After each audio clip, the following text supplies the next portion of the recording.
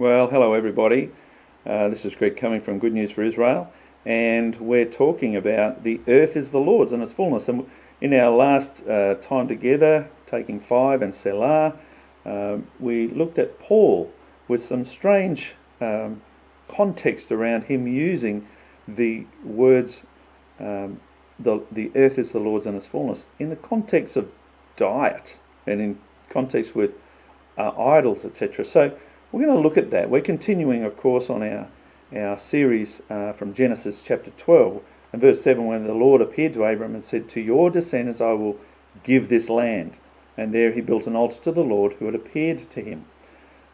Thank you for everyone who had responded to our last time together. As I said, we're talking about these unusual words. The earth is the Lord's and its fullness. Why did Paul use it in connection with dietary requirements in 1 Corinthians chapter 10? Well, we're going to go back a couple of chapters in 1 Corinthians to see more fully about this subject. In 1 Corinthians chapter 8 and verse 9, Paul says, "But beware lest somehow this liberty of yours becomes a stumbling block for those who are weak. For if anyone sees you who have knowledge eating in an idol's temple, will not the conscience of him who is weak be emboldened to eat those things offered to idols? And because of your knowledge shall the weak brother perish for whom the Messiah died?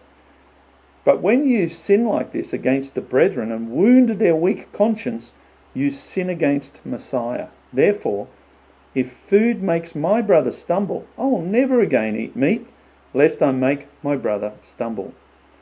Now, because there are two statements regarding food offered to idols, about conscience and freedom, and the Lord's ownership of the earth, that seems so unrelated, it almost sounds as though Paul is quoting a well-known idiom, like a saying, "The earth is the Lord's and its fullness."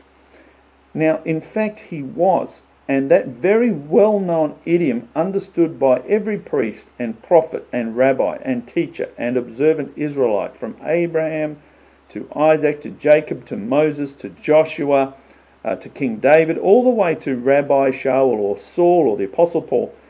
They understood that this idiom linked back to the proclamation of the Lord who appeared to Abram under the great terebinth tree of Moreh in Shechem, which we've studied, we've looked at in this series. If not, you haven't done that, go back to look at some of the previous videos. The statement that the earth is the Lord's and its fullness is an idiom. An idiom is understood by people of a culture, but not necessarily by people outside of that culture.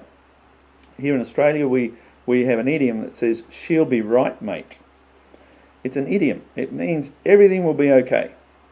To a person who understands God's covenant with Abram, the statement, "The earth is the Lord's and all its fullness," is a statement of God's authority with a particular understanding of, firstly, God's decision to give the land to Abram's descendants.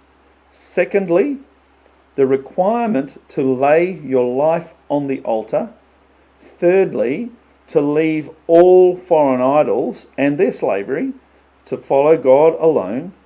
And 4, ultimately leading to God's protection and his freedom. And we'll pick this up in the next session on our Take 5 and Selah, as we follow the trail that the Lord has left us to discover the truth about, "To your descendants I will give this land."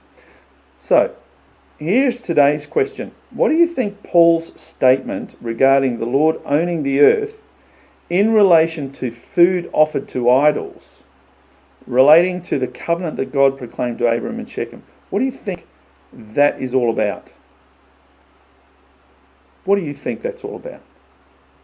There's a thought for you today. What was Paul, this idiom, how is he really putting an exclamation mark on what he was saying?